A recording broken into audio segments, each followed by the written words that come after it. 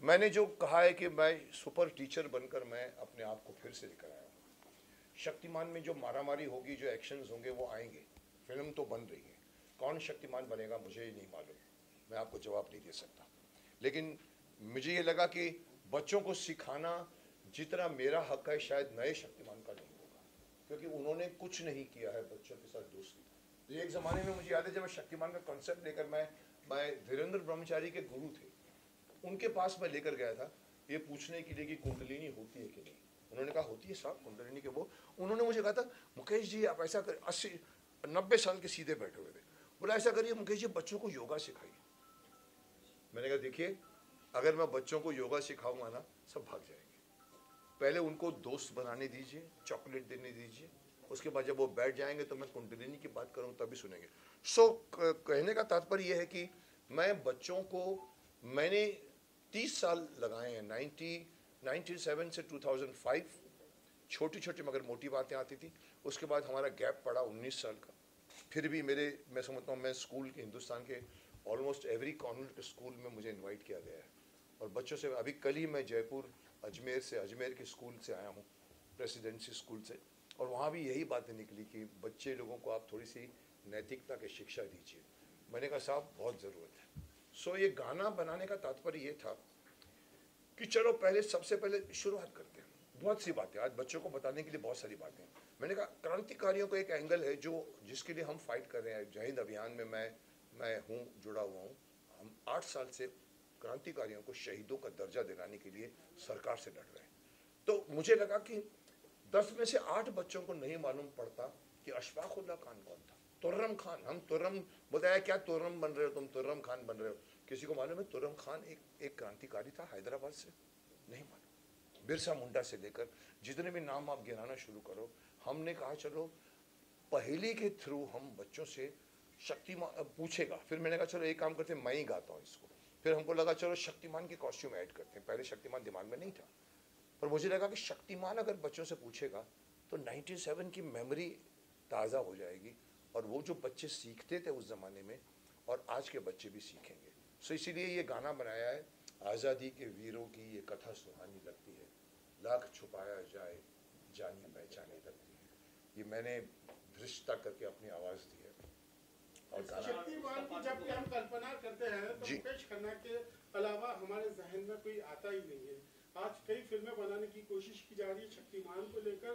Sir आप ही खुद क्यों नहीं फिल्म बना लेते हैं? नहीं, बना लेते का मतलब क्या साहब, मैं ही बना रहा हूँ। आपको शायद अभी तक मालूम नहीं है, मैं ही बना रहा हूँ सोनी के साथ मिलकर। मैंने उनको बनाने को नहीं दे दिया, हम लोग मिल के बना रहे हैं। नहीं, आप कास्टिंग की बात कर रहे हैं या बनाने की बात कर रहे हैं? आप कहते हैं आप तो आप बोलिए कि शक्तिमान आप क्यों नहीं बन जाते, ये आप बोलना चाहते हैं? करेक्ट। देखिए बहुत सारे एंगल्स हैं उसमें। कमर्शियल लेंस भी, कमर्शियल भी एक सेंस होता है। 200 करोड़ की फिल्म बनने वाली है। हालांकि मैंने तो इनको साफ कह दिया था कि सर आप ऑल ओवर इंडिया में ऑडिशन करा दीजिए सर, आप शक्तिमान के लिए पूरा इंडिया खड़ा हो जाएगा, नए लड़के को लेकर आइए। शक्तिमान के लिए स्टार की आवश्यकता नहीं है। बट वो एंगल मत छेड़िए क्योंकि उसके मैं ज़्यादा नहीं बोल सकता। बट कहीं ना कहीं मुझे लगा कि किसी ने तो किसी ने करना है। We are still finding out, we are still sitting and talking about कौन बनेगा शक्तिमान। और वो बहुत इंपॉर्टेंट है क्योंकि कास्टिंग बहुत इंपॉर्टेंट होगी, फिजिकल कास्टिंग। आज के एक्टर्स की बात करें तो काफी फिजिकली फिट होते हैं। 6 एप्स वाली की 7 एप्स वाली की बातें चलती है। शक्तिमान इतने फिट नहीं थे, नॉर्मल व्यक्तित्व थे। तो आप इस तरह के व्यक्ति को देखना पसंद करेंगे कि आप जैसा हो? देखिए बाहर की शक्ति से ज़्यादा ताकत होती है अंदरूनी शक्ति। बाहर के बड़े बड़े मसल वाले बिल्डिंग के अंदर जितनी ताकत नहीं होगी उतनी एक योगी पुरुष में होगी। योगी पुरुष का शरीर, उसका माइंड उसके साथ चलता है। उसके अंदर इतनी शक्ति होती है कि वो अगर आप कि उसको आप लगेगा नहीं कि ये बॉडी बिल्डर है, लेकिन साहब उसके जो इरादे और उसके देखने और उसकी बात करने का, उसका शायद एक मौका पड़ेगा, बड़े बड़े लोगों को भी मालूम नहीं पड़ेगा कहाँ से लगा है। योगी पुरुष बनिए। इसलिए ज़रूरी नहीं है कि we should have a athletic body वाला Shaktimaan, we should have a वो जिसके लुक में शक्तिमान है। जी मुकेश सर, एक सवाल है आपसे। आपको अभी तक पद्मश्री अवार्ड नहीं मिला, इसके बारे में क्या कहना चाहेंगे सर? कौन सा श्री यार, मैं किसी श्री में बिलीव नहीं करता। और पद्मश्री मुझे नहीं मिला, पर आप लोगों का इतना प्यार मिला है लोगों की इतनी इतनी सद्भावनाएं मिली हैं, इतने गुडविल है। मेरे पास जितनी गुडविल है साहब, आज के सभी एक्टरों को मिला के बिठा दो, जितनी गुडविल मेरे पास है, माफ़ करना मैं अहंकार नहीं कर रहा हूँ, मेरे पास गुडविल की कमाई अरबों रुपए की।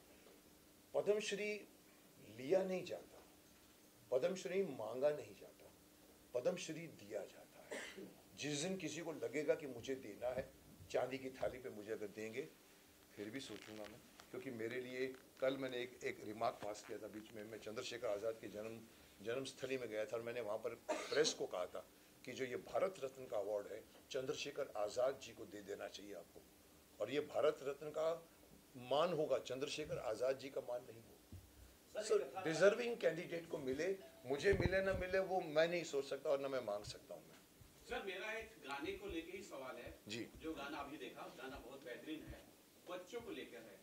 मुझे ऐसा लग रहा है कि सिर्फ बच्चों को ही नहीं, बड़े और बुजुर्ग को भी जरूरत है हमारे क्रांतिकारी को जानने के लिए। क्या फ्यूचर में जो नया गाना आएगा वो उनको ध्यान में रखते हुए बनेगा? नहीं, देखिए इन वे देखिए, बच्चों की स्लेट खाली होती है। मैंने अभी बीच में कहीं कहा था, मैंने कहा छठी क्लास से आप संस्कृत डाल दीजिए। जैसे लॉर्ड मैकॉले ने छठी क्लास में इंग्लिश डाला था 1835 में, आज हम वही कॉन्वेंट स्कूल में पढ़ते आ रहे हैं। आप संस्कृत पढ़ाइए साहब, बड़ों को नहीं पढ़ा सकते, उनका दिमाग जो होता है ना, ट्रैफिक जैम होता है। छठे बच्चे का मैंने कहा गीता पढ़ाइए छठी में।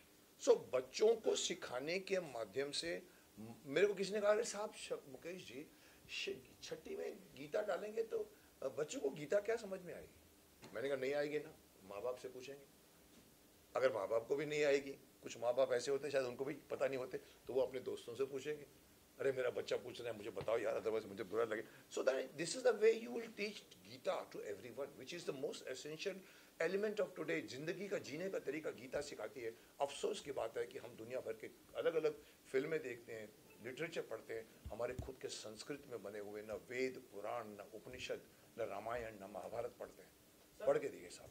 सर आजकल के बच्चे जो हैं माता पिता से और सर काफ़ी महान पुरुषों से काफ़ी दूर रहते हैं, और सर ये जो कथा आजादी के वीरों की कहानी है, इसमें सर क्या कुछ एक्टिंग के जरिए भी कुछ ऐसा संदेश शक्तिमान के रूप में देखने को मिलेगा ताकि बच्चे और ज़्यादा उसको कैच करें? देखिए, आपका पहला सवाल ये है कि आजकल के बच्चे माँ बाप से दूर होते जा रहे हैं।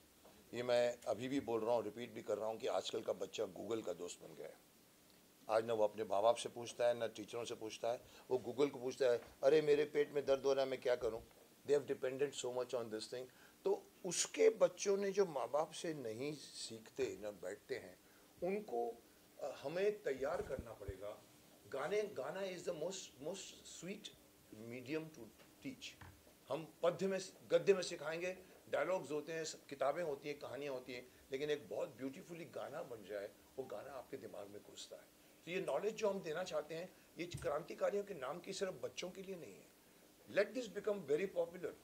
ऑल दीज क्रांतिकारियों की पढ़ाई स्कूल की किताबों में होनी चाहिए। हमारे इतिहास को बाहर वाले लिखते हैं, हमने नहीं लिखते। हमारे यहाँ पर मुगल खानदान सिखाया जाता है, झांसी की रानी के बारे में नहीं बताया जाता है। मदर टेरेसा के बारे में लिखते हैं, झांसी की रानी के बारे में कम लिखते हैं। क्यों? क्योंकि हमारा बनाने वाले सिलेबस बाहर के हैं। मुझसे पूछो तो मैं एक लाइन में कहूँगा, आज का एजुकेशन सिस्टम को टोटली रिवैम्प कर देना चाहिए। गुरुकुल में चलिए साहब, गुरुकुल की टीचिंग सिखाइए। भले आप अपने कमरों में सिखाइए, पेड़ के साथ बैठ के जरूरी नहीं है बैठते थे राम और वो, आप गुरुकुल में सिखाइए। एक बच्चा 13 साल की उम्र में सेल्फ सफिशिएंट हो जाता है, उसको कपड़ा बुनना भी सीना भी आता है, कारपेंटरी भी आता है, लैंप चेंज करना, बल्ब भी आता है। आजकल के BA BCom को बोलो लैंप चेंज करो, नहीं कर पाएंगे क्योंकि सिखाया नहीं जाता। So we need to change the syllabus, we need to change the whole education system. जी सर, आज गूगल और सोशल मीडिया के दौर में बच्चे आसानी से सक्सेस की और देखते हैं, उनको लगता है कि इसके जरिए आसानी से सक्सेस मिल जाती, कहीं ना कहीं पढ़ाई लिखाई पे भी ध्यान नहीं देते हैं। वो सोशल मीडिया के जरिए कहीं ना कहीं इजी सक्सेस और इजी पैसे कमाने के धुन में लगे हुए। ऐसे बच्चों को आप क्या संदेश देंगे एज ए शक्तिमान? देखिए, मैं बदनाम हूँ, मैं बोल जाता हूँ, लेकिन मेरी बात आगे जाके लोगों को समझ में आती है। मैं आपको छोटी सी बात इसका जवाब दूंगा आपको। सोशल मीडिया जिसको आप बोल रहे हो, गूगल आप जो बोल रहे हो, मोबाइल फ़ोन बोल रहे हो, अगर गलती से आप मुझे प्राइम मिनिस्टर बना दो देश का, तो मैं आपका सारा मोबाइल फ़ोन छीन लूँगा आपसे। 1 साल तक बिना मोबाइल के काम करके देखिए साहब।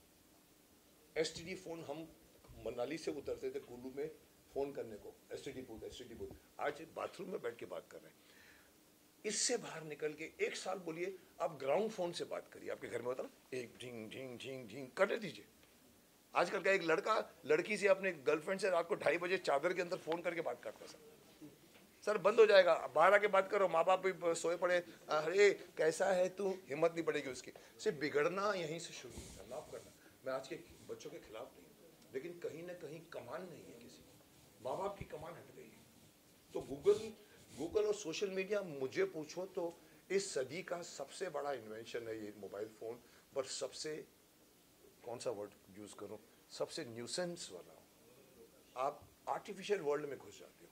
दिन भर आपसे कोई आदमी बात करता है गूगल में, आप देखो फोन पकड़ के खड़ा रहेगा, आप बात कर रहे हो, हाँ वो क्या है मुकेश जी, वो एक्चुअली क्या है ना, वो मैं आपको बताने जा रहा था, और वो यहाँ देखता, सब वो देखता कि मेरे को फोन क्यों नहीं आया अभी तक। अननेसेसरी डिस्ट्रैक्टिंग मीडियम है।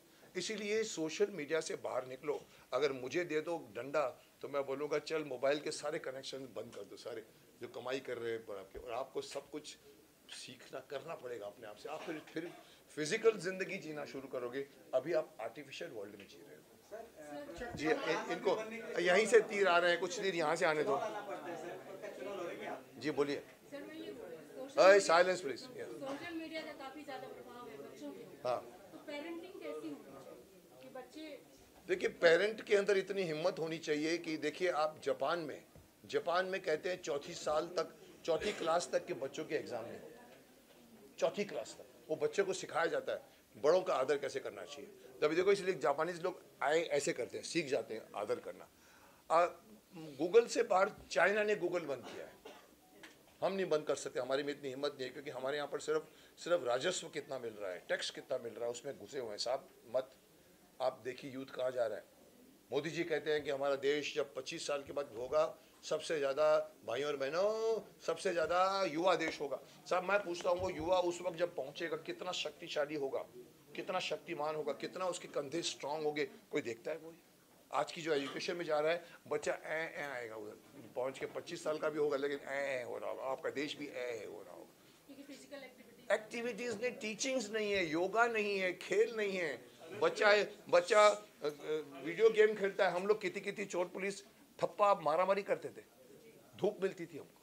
जी सर मैं कहना चाहता सर, आप जैसे नेता को हमारे देश को जरूरत है, क्या आप चुनाव लड़ेंगे सर? इसलिए प्रधानमंत्री बन के चुनाव जीतना। सर आज से 25 साल पहले नकवी जी ने मुझे कहा था, मैं उस जमाने में बीजेपी की कैंपेनिंग करता था, वाजपेयी जी से लेकर अडवाणी जी से लेकर सुषमा स्वराज के लेकर सुषमा जी, सबकी मैंने कैंपेनिंग की थी। उस समय शक्तिमान 3 साल हुआ था, मैं 2000 की बात कर रहा हूँ साहब। उस वक्त भी नकवी जी ने कहा आप मुकेश जी अपने बारे में नहीं सोचते। मैंने कहा मुझे कोई टिकट विकेट नहीं चाहिए, मैं शक्तिमान बन के बहुत कुछ कर रहा हूँ। मुकेश जी पद्मश्री के बारे में क्या कहना चाहेंगे? पद्मश्री आप ले लीजिए मेरे बिहाफ से, मुझे कोई शौक नहीं है पद्मश्री लेने का। मेरा नाम शक्तिमान पद्मश्री के भी बहुत ऊपर है, क्योंकि मैं औरों के लिए सोचता हूँ। पद्मश्री सिर्फ लटकाने की चीज़ होती है, पीछे यहाँ पर पद्मश्री है। आप मुझे किसी ने कहा था एक बार सर कि सर आप पद्मश्री, मैंने कहा देखो मैं लॉबी नहीं करूँगा सर, आपको कुछ नहीं करना है, आप हाँ बोल दीजिए बस, आपको चाहिए। मैंने कहा हाँ क्या होता है, मैंने आप हाँ बोल दिए, हम करेंगे जो कुछ करना है। सब कुछ करने के बाद में, सब कुछ होने के बाद में मालूम पड़ा कि मैं चुपचाप बैठा हूँ। बोला राष्ट्रपति जी ने भी कहा है मुकेश जी को तो मिलना चाहिए, पर साहब नहीं मिला। मुझे कोई शिकायत नहीं, किसने मेरे को नहीं दिया, किसने मेरे को पद्मश्री नहीं दिया, मुझे कोई गिला नहीं है, शिकवा नहीं है। बट आपको लगता है कि मेरे को पद्मश्री मिलूंगा तो मेरा कद बढ़ जाएगा? I don't it is. क्या मुझे मानते हैं कि अभी तक दूसरा सुपर हीरो हिंदुस्तान को नहीं मिला शक्तिमान के बाद से, हिंदुस्तानी सुपर हीरो? मुझे लगता है आप लोग थक गए हो। ओए पीछे वाले को पूछ रहा हूँ, बंद कर दिया जाए। आप लोग अभी थक गए हो, मुझे लग रहा है मुझसे ज्यादा आप थक गए हो, जबकि थकना मुझे चाहिए। मैं बोल रहा हूँ पिछले 1 घंटे से, बोलिए सर। तो आप लोग किसी में इंटरेस्ट नहीं, आप बातें कर रहे हो आपस में। सवाल तो जी आपका लास्ट सवाल क्या है? क्या कारण मानते हैं कि अभी तक का दूसरा सुपर हीरो नहीं मिला? देखिए जब मैंने शक्तिमान बनाया था, मेरे घर में एक बच्चा था, वो था बाल्टी में 551 जियाजो टॉयज लेके जाता था, उसको नहलाता था नीचे, और बाद में बाहर से माँ बोलती थी जल्दी कर, फिर स्कूल बस आ रही है। मैंने कहा ये हमारा सुपर हीरो कहाँ है, ये तो फॉरेन के सुपर हीरो है। And then we made Shaktimaan. After Shaktimaan I waited for 4 years मैंने अपने डायरेक्टर दिनकर जानी को भी कहा कि और किसी को बनाने दो, कोई नहीं आया ऐसा। मेरे को लगा जूनियर जी बन गए थे, छोटे मोटे वर्जन्स बन गए थे, वो सब बने, लेकिन किसी ने सुपर हीरो, हमने कहा चल एक और बनाते हैं। वी मेड आर्यमान, ब्रह्मांड का योद्धा। It was based on star Wars कि चलो ब्रह्मांड चलते, लेकिन साहब उसके बाद अभी तक सुपर हीरो किसी ने, बिकॉज मेहनत का काम है, लटकना पड़ता है 5-5 मिनट तार के ऊपर, और उसके बाद में खर्चे ज़्यादा होता है, बनाए नहीं है। आप बोलो कि बने क्रिश, मैं दे सकता हूँ एक marks, Krrish is yes becoming a super hero, but it is still taking time to become Shaktimaan. और अभी तक कोई सुपर हीरो नहीं बना अभी तक, और मैं तो चाहता हूँ कि 5-7 और सुपर हीरो आ जाए यहाँ पर, और हमारे यहाँ के बीच का पूरा अवेंजर्स बन जाए। हमारे यहाँ के 5-7 सुपर हीरो होने चाहिए जो आपस में खेलें, but it will take time. Sir आज के टाइम में कोई ऐसा एक्टर जो शक्तिमान के तौर पे आपके ख्याल से बेस्ट? शक्तिमान कौन बनेगा ये सवाल पूछना वर्जित है। आपके नजर में सर कौन? मेरी नज़र में होता तो मैं अभी तक बना के रिलीज भी कर चुका होता। पप्पू सर, आप क्या कहेंगे कोरियोग्राफी के बारे में? मेरा तो गुड लक है, इनके साथ वापस मैं काम कर रहा हूँ कितने साल के बाद कंटिन्यूस। मुकेश खन्ना जी और पप्पू खन्ना दोनों साथ में हमेशा साथ में रहते। आज से 30 साल पहले से साथ में किए, अभी कर रहे हैं, हमेशा इनके साथ एक फैमिली, हम लोग फैमिली। रूही, वक्त के शहजादे, कैप्टन बैरी, दर्द दिल, इन्होंने भी किया मेरे साथ। सरोज जी भी करती थी, सरोज खान भी हुआ करती थी। ये मेरे साथ उस टाइम से जुड़े हैं। इसकी ये करने में कितना मजा आया आपको? ये करने में तो बहुत ही मज़ा आया। आप तो कमाल, पूरा एक एक शॉट में इंटरेस्ट लेके, नहीं ऐसा चाहिए, नहीं ऐसा चाहिए, नहीं इसको ऐसा करो, तो एक नयापन हम लोग मिलके, मुकेश जी ने हेल्प किया, हम लोग ने नया कुछ किया है।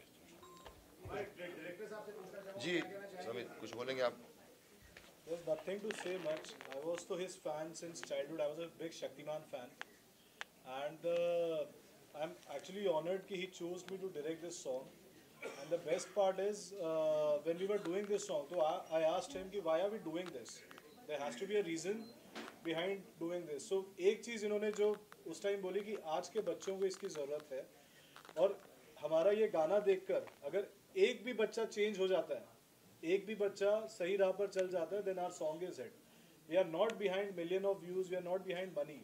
We are just behind our kids, our Indian kids, who can learn from Shaktiman, who can learn from our superhero more than he can learn from our super teacher. Thank you. And एक और सवाल